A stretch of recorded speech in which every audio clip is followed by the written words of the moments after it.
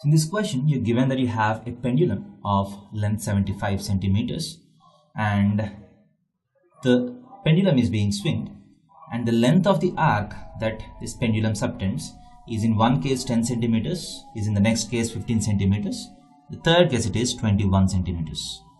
And you're asked to find the angle subtended by this pendulum at the vertex. So you can compare this with the formula L is equal to r theta, right? Where r will be the length of the pendulum, right? So this will be the radius, and this arc length can be considered as L. So this arc length has to be equal to the radius times theta in radians. So if you apply this formula for the first question, so the length of the arc is equal to radius is always 75 centimeters into theta. This implies theta is equal to 10 by 75 radians, that is equal to 2 by 15 5s are 2 by 5 radians. So in the next case, L is equal to 15, so 15 is equal to 75 times theta. This implies theta is equal to,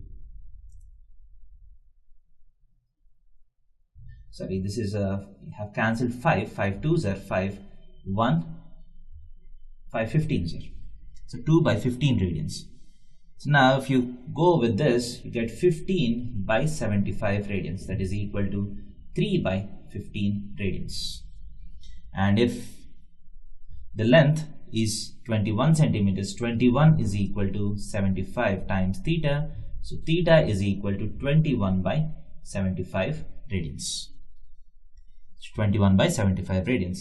Here the number looks related to 7, so I'll try to convert this into degrees. That is equal to 21 by 75 into, if you want to convert radians into degrees, you have to multiply it with 180 by pi. So pi is 22 by 7, this 7 is going up, sorry.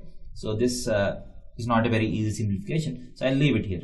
21 out of 75 radians, I just cancel 3 out, so that is equal to 7 by, if I cancel 3, 25 radians.